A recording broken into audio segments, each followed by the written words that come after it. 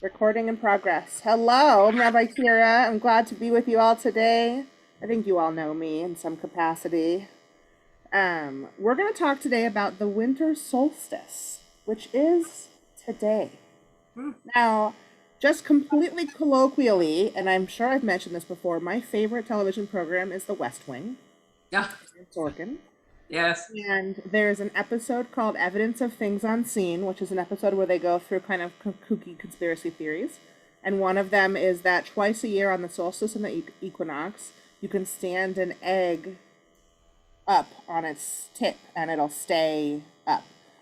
It's proven mostly wrong, but it always makes me think of the solstice and the equinox day. So I've tried it and I have not been successful, but fun. It's a fun fact about the twice a year that it happens. Is that today? It's today. Yeah, today's the winter. The one in the show is the spring equinox, but The egg doesn't have to be hard boiled, it can be raw. I don't know what the trick is. Okay, Peeled, hard boiled and peeled and kind of squished down. I don't know, but I've never been successful in doing it, but it's a fun fact. I would love to hear from you.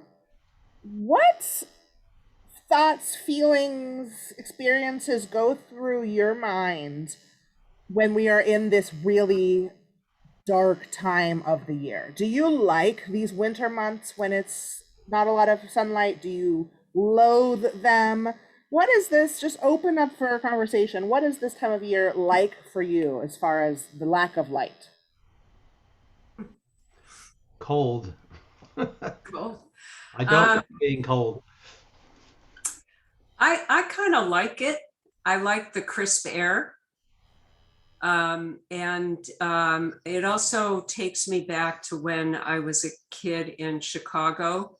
And I guess I associate it also with the first snow of the year, which is light and bright, actually.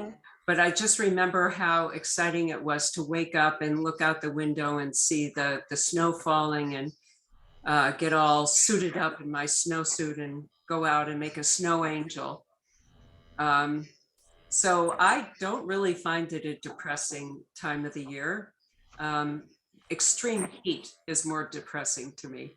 Well, you Chicagoans are a rare breed because you do live most of this season in gray lack of light. My mother's also from Chicago, so but I love that you have a cheery memory of this time of year. The first snow, the bright snow. Hi, David and Barbara. Hi, sorry, we're late. That's all right. I just opened up the question. I know Susan has her hand up. We're talking about the winter solstice. And what does this time of year feel like for you with the shorter amount of sunlight, maybe the gray days? Joe was telling us about it reminds her of the first snowfall in Chicago growing up and this like joyful memory. Susan, you have your hand up. Go ahead. I rather like it because I grew up without having changed from standard to daylight to back to standard time. And I get up very early in the morning, and now it gets light out sooner. Yeah. And I like that. And I just wish they would make up their minds and stop changing time around. I too grew up in Arizona where we did not change time, and it still throws me for a loop every time it happens. So, yes. But getting lighter earlier in the morning is a bonus. That's the point of the time change, right? Is to give more early morning daylight. But thanks for sharing that, Susan. Marty, go ahead. Yeah, I actually feel thankful when I think about it because even though I left Winnipeg, where I'm from, as a young person, I do remember the sun not coming out until about 8 o'clock in the morning, and it's starting to get dark at 3:30, 4 o'clock in the afternoon. So when I think about that here in Southern California, that we have so many more hours of sunlight, I really feel thankful. And I also think about people who live further north. I mean, if you were living in Alaska, then you would have but for 3 or 4 hours of light, and that would be it for the day. That would be it. But then on the flip side, Yes. you get many, many hours of light. for Try going to sleep in the summer. Exactly. Exactly. Well, I'm a sunny and at least 75 degree person. So California, Southern California is the right place for you. Yeah, it doesn't have to be, 110 like we have, in the summer sometimes. But the only part about like this time of the year that I really liked, all the years that I was working, was days like this during winter break when we were home from school. It was a time when I could just sit and make hot soup and bake, challah, and just do those kinds of things that were fun, that I didn't have so much time to do unless it was, later in the evening when I was working. I appreciate the cold days, but I would much rather have sunny and 75.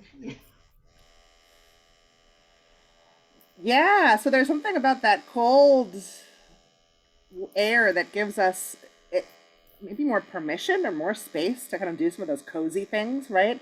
In the summertime, I loathe baking because it just brings more heat, but in the winter, it's lovely. Barbara, I saw your hand. Yeah, winter lighting is different than summer lighting. The sunlight is different. If you look at artist pictures, you can see, you know whether they painted it in the summer or the winter. And there's something about the winter light that has a softness, a whiteness to it that is a delightful change from the bright harshness of our summer suns. That's beautiful. What can you pinpoint, besides the sort of harshness, can you pinpoint, or anyone else put into words, what that different quality of sunlight is in the winter versus in the summer? I'm giving you a challenge. I don't know that I could, but I feel that also. Particularly at sunset. My brother calls it a Norwegian sunset. If you've seen any of James Early's paintings, the sunset and sunrises that he paints are a very soft, diffused, almost more orange than yellow light.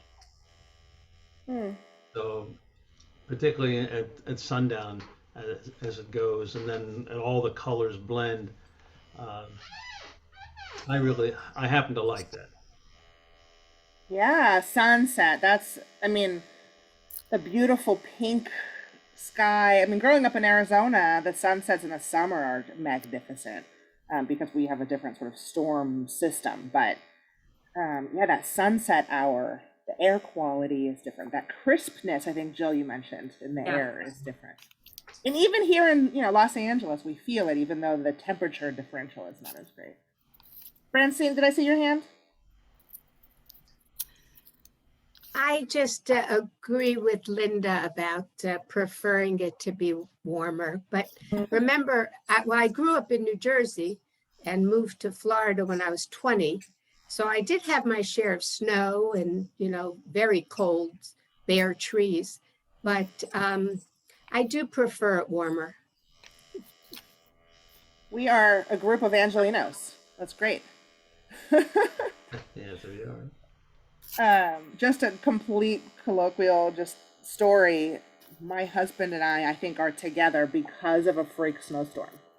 I think we got snowed in very early on in our relationship. I was house sitting for my sister, and he happened to drop something off, and it was Portland, Oregon. It doesn't snow much there.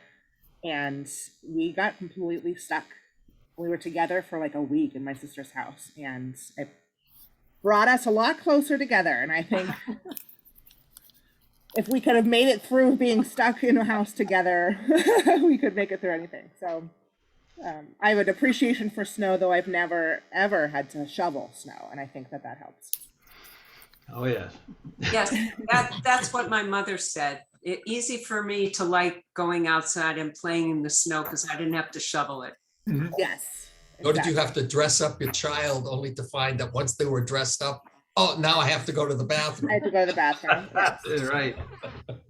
Oh, Jill was that child. That's right. Take off the mittens and the boots mittens, and yeah. the snowsuit and yeah. David? Yeah, this season, at this time, I think of my dad because he grew up in Warren, PA, which is right next to Erie, PA, which is about the coldest place in the nation. And he moved out to Long Beach and he planted an orange tree. And there was nothing that gave him greater pleasure than to be out in the backyard under his orange tree on New Year's Day. Because, anyway, so now we have a lovely orange tree that is producing an amazing crop this year. So far, the squirrels haven't eaten them all. And that reminds me of my dad. That reminds me of my dad. I love that. So do you go sit under your orange tree on New Year's Day and sit with Dad? Absolutely. Yeah. I love that. My dad grew up in Death Valley, California, one of the hottest places. So he when it rained, he would stand outside and just like open his arms and welcome it. So I can relate to that. Sort of the quality of the air, the quality of the space, probably the smell, that sensory experience of sitting under that orange tree that is heavy with fruit on New Year's Day, right? It's a winter fruit. That's really beautiful. Thanks for sharing that, David. Sure. Do any of you have winter solstice traditions? So the very day of the winter solstice, which happens to be today, are there any traditions that anyone does? Did anyone know that it was the winter solstice today? Yeah. Okay. So it's what do they say, the darkest day of the year? There's the most darkness today, which, let me tell you, my entire family slept in this morning. My alarm's going off, and I'm like, snooze, snooze, snooze, and everyone else is sleeping, which never happens in our house.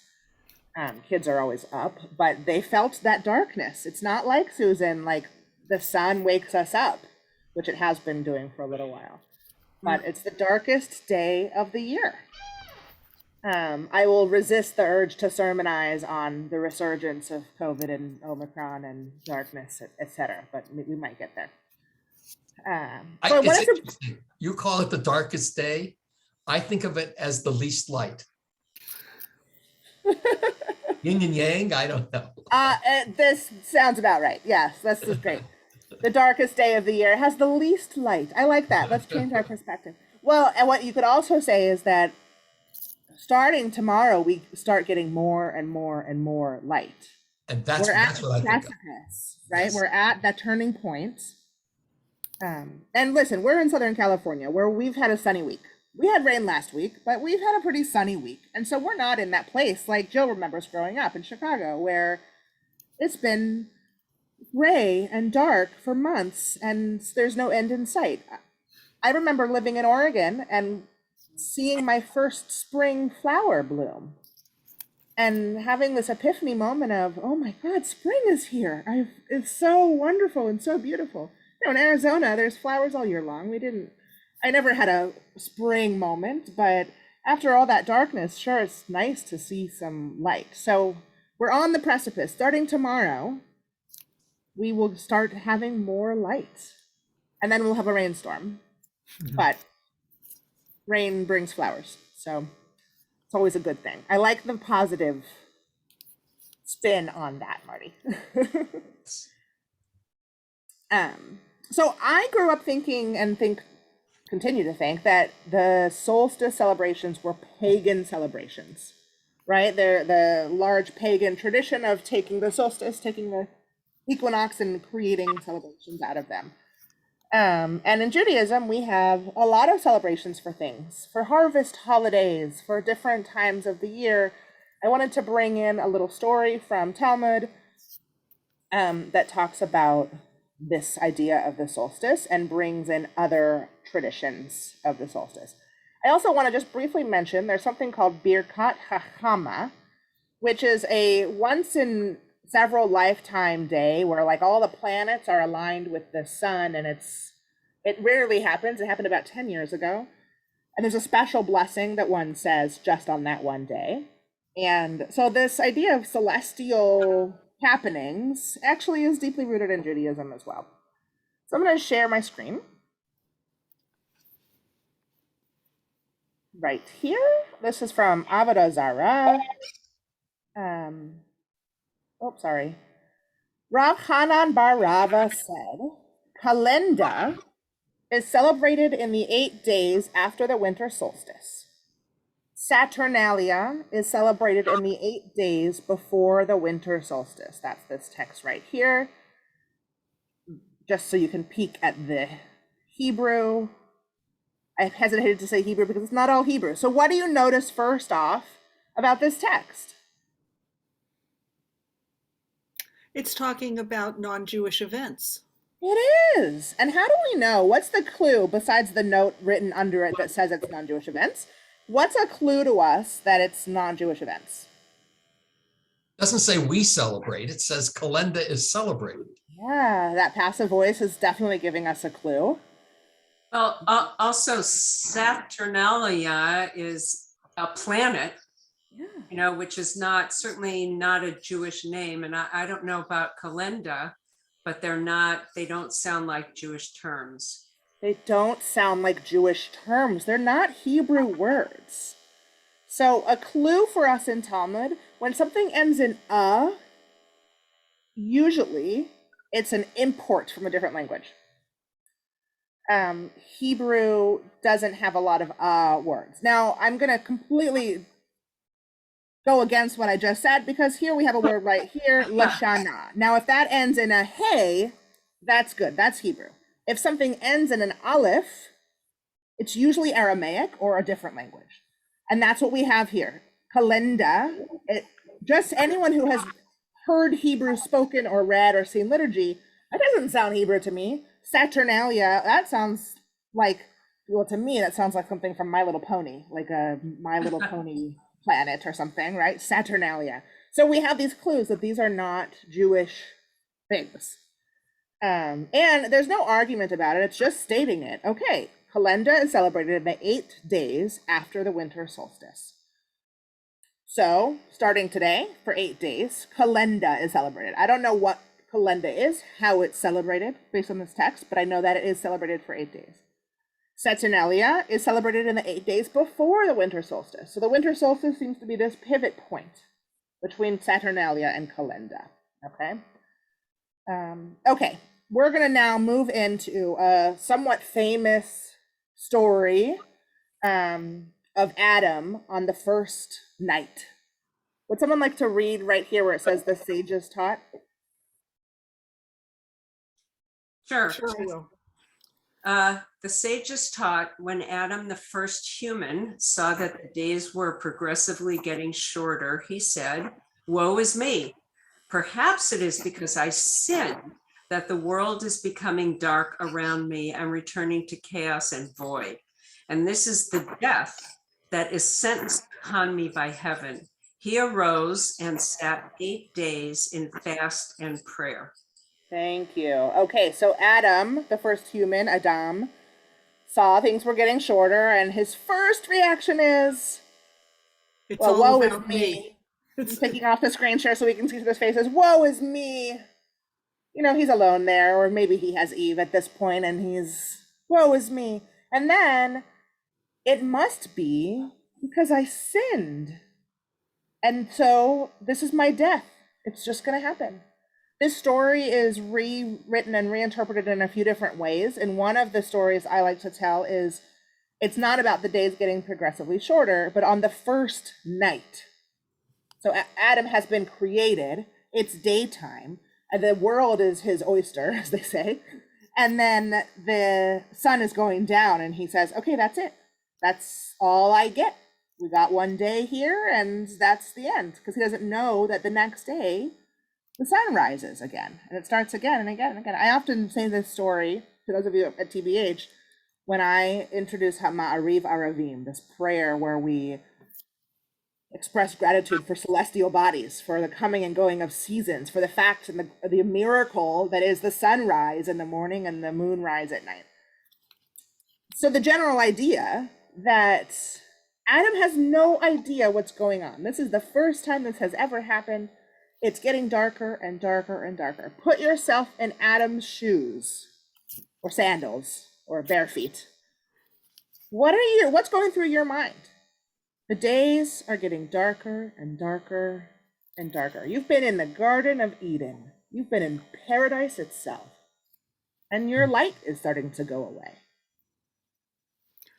I'm not sure I think it was all about me. I might think it was the end of the world, but I'm not sure I would assume that it was because I had done something wrong. Yeah. So his first thought was, it's all about me. I'm the center of the world. I've done something wrong to cause this. That's a very rabbinic story. Obviously, this is in Talmud. It's written by the rabbis. They want to make it a lot about sin and divine retribution for sin, but not necessarily your first thought. This is not all about me. Now, Adam's world is very small, right? So he doesn't have the same worldview that we do, but we have a different perspective. David, looks like you want to say something? Yeah, so I'm curious about the timing here. Now, does Eve exist at this point when he's thinking this? I mean, according to the creation story, yes, Eve would exist. So he's already sinned with Eve and the apple. The sin maybe is referring to that sin. I don't want to say original sin because we don't have that concept in Judaism, but that sin of the apple. Yeah. Okay, thanks. That's the hyperlink in my mind I would make as well. So is he still in the garden or have they been banished? I don't know. Because if We they don't haven't have been any more banished, information than that. if he hasn't been banished, then they don't know it's a sin. Right. Right. So we can make some assumptions. Yeah. A little bit later, we get more information. So it makes me think that, yes, he knows that the sin happened. It's down the line. Although we also know that chronology does not always factor in with the stories in our Torah. It's not always about what happens next and next, and next time is a construct. Anyone else? Put yourself in Adam's shoes. What are you thinking in that moment when you realized things are getting darker? I would be scared. Yeah. Yeah. Scared of what? That I don't know what's happening. And while, because I understand the routine of daytime and nighttime, it doesn't scare me, but I would just be, I wouldn't understand what's going on here. And what is this darkness all about? And I can understand why, being a Jew, I would feel guilty. Guilty. I would think that I did something wrong. Yeah, so scared might be the first reaction. What's going on? What's going to happen to me? Now in this version of the story, he's had night times. So he knows that the sun comes up in the morning. In this version of the story, but this more and more and more and more darkness, what's going to happen? The time of darkness is a very vulnerable state in ancient Israelite tradition. There's animals and thieves, and I don't know if there's thieves for Adam, but it's a scary, vulnerable time. I think about my own children and that nighttime uneasy feeling that they often get. And the reason we create nighttime bedtime routines to calm our kids and settle them in, and then to help with the nightmares. How many of us were or are afraid of the dark? It's a natural human response to darkness. So being scared, I think, would absolutely be at the top. And is it just going to keep getting darker and darker and darker and darker until there's no more light? That might be one thing I would think. Is this forever? As Barbara said, is this the end of the world? Is it just going to keep going until we're done? I don't know what seasons are yet. That would be really terrifying. But I have to say, as an adult who, like I said, understands that daylight will come, I find nighttime, if anything, relaxing, because the busyness of my day is over, particularly when I was working. So when it becomes nighttime, I find myself kind of settling in, and I have the opportunity to read a book or watch something on TV. And for me, the night becomes very settling, not something to be afraid of. Oh, Barbara, you're muted. It looks like you want to say something, but you're on mute. I'm sorry, the phone had been ringing. Jill, I agree with you. I tend to find darkness is sometimes very comforting and enclosing, kind of like wrapping yourself in a blanket that gives you a chance to be separate from the world and not engaged in it.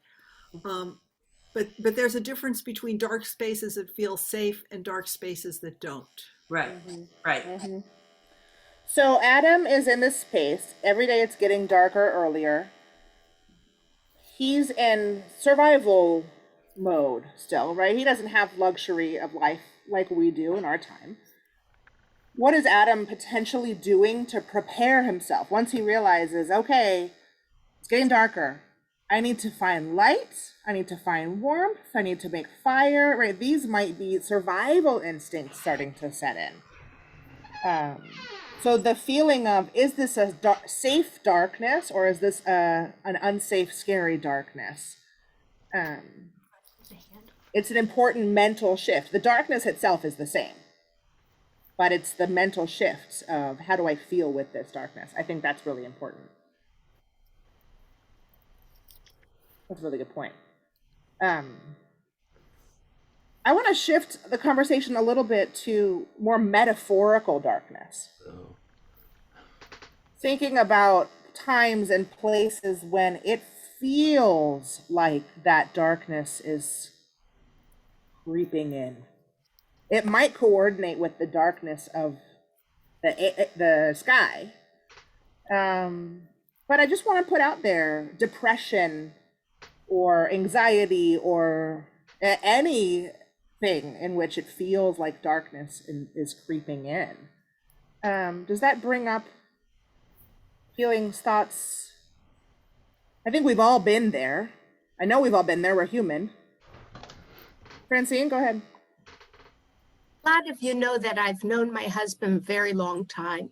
So I didn't like to be alone in my home if my parents were not home.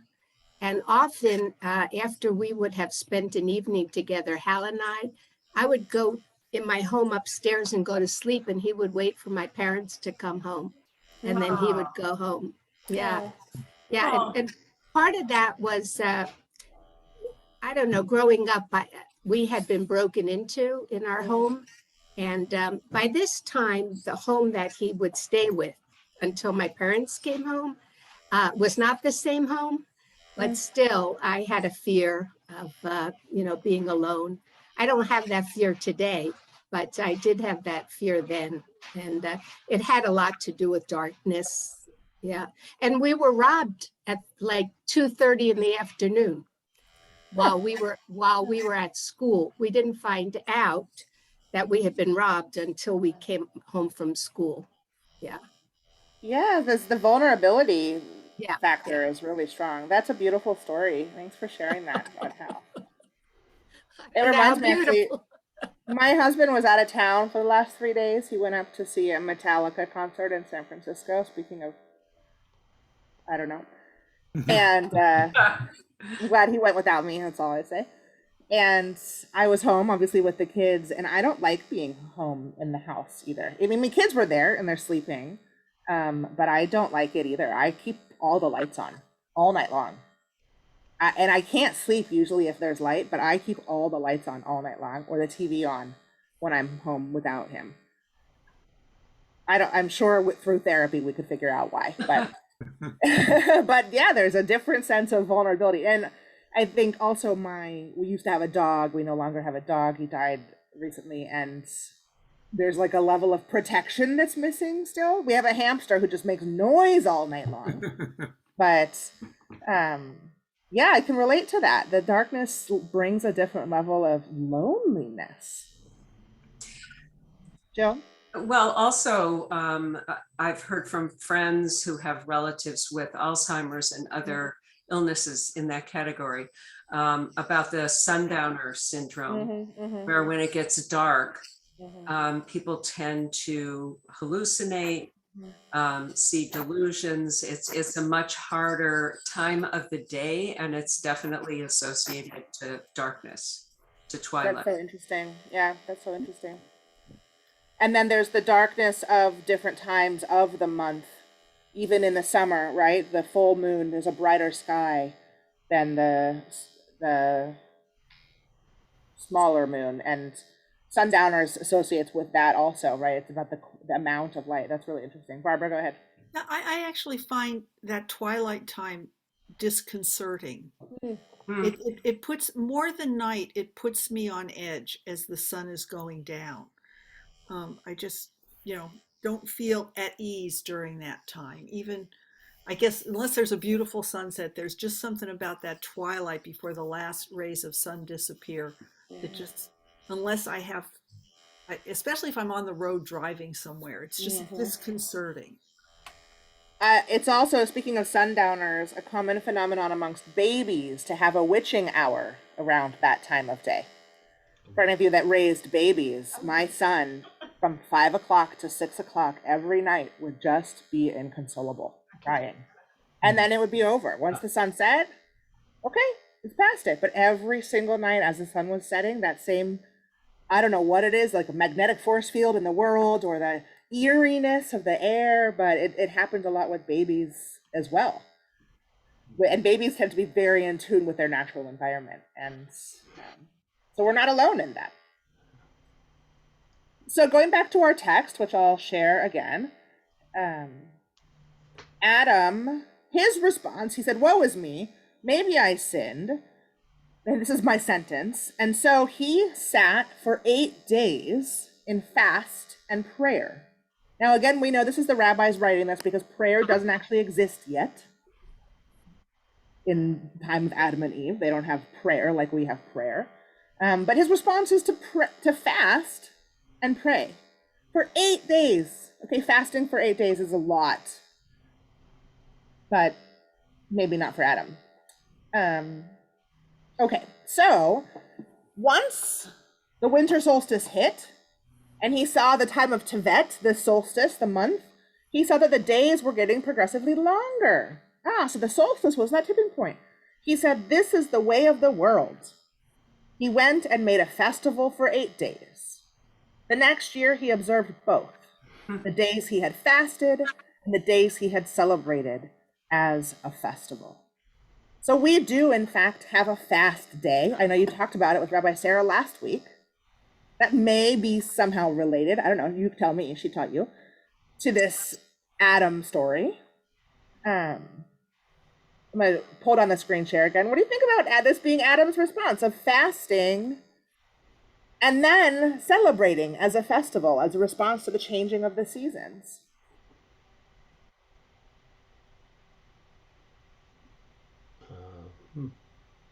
It sort of doesn't make a lot of sense. If he says this is the way of the world, you just sort of accept it. If you're celebrating it, it's because it's something unusual or special. So there's a little bit of a disconnect there between, oh, this is just the way the world works, but I'm going to have a party. It's, I think it's the rabbis of the Talmud, their attempt at ritualizing the moment.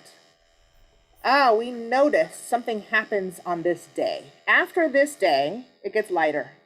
Up until this day, it's getting darker. We also have a coordinating holiday to this time of the year, which is Hanukkah. Now, Hanukkah's never in Tevet, right? It starts in Kislev, but it's rarely at the solstice, but sometimes. So it's not tied to that, but we have an 8-day holiday of Hanukkah in which we increase light, even though the light of the world is decreasing. So a text I could also bring is the text of Hillel and Shammai, in which direction they light the Hanukkah menorah. whether they start with 1 and go up to 8, or whether they start with 8 and go down to 1. And the argument there is about, do you want to bring more light in an increasing fashion, or do you want to mimic what's happening in the world, in the sky, by decreasing the light?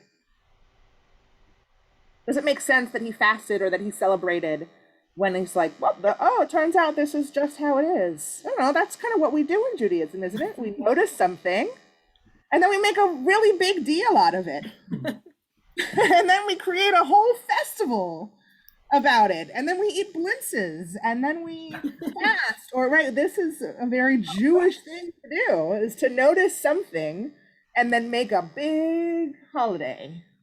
This isn't a big holiday, but for Adam it was, to make a big to do about it.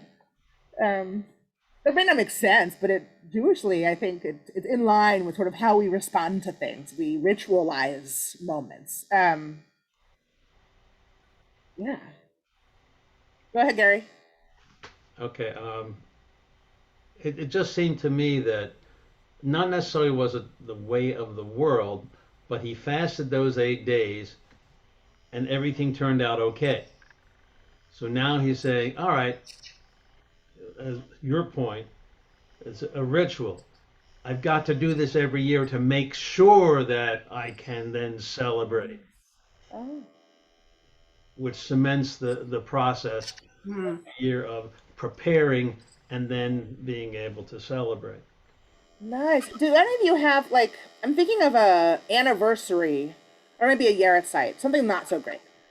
And for a month ahead of time or however long it is, it's darkness. You're constantly thinking about, in 38 days, it's that hard day. In 37 days, it's that hard day. It's going to be hard. It's going to be hard. It's going to be hard. Thinking about it constantly. Yeah. And then that day comes and it's hard, like we expected. And then little by little, it gets a little bit lighter and lighter until 11 months from now, it's hard again. And the timing of that changes, but that's kind of the way we are as humans, is where we look to events, not look forward to, but we look to events and we anticipate. And so maybe that's what Adam was doing, was marking that, to prepare himself for that hard day. If the solstice is the hardest day, you need some time to prepare and then some time to rejoice that it's over. It's an really interesting way to look at it. It's really beautiful. It's again, that ritualizing of despair, right? That a reminder, I know it's going to be hard. I'm going to try and prepare myself. Fasting is not how I would choose, but to each his own. There's also, I think, a sense of hubris that perhaps Adam feels like he can bring on the change. So by fasting, is he somehow coordinating with God to create this change in time? If his first response was, it's my fault, then maybe he feels like he has some power. Or maybe he feels like he wants some power. We do this often as humans, that we try to control situations in whatever way we can. And his was fasting. But he did both. I want to share one more text. This is the other version of this midrash.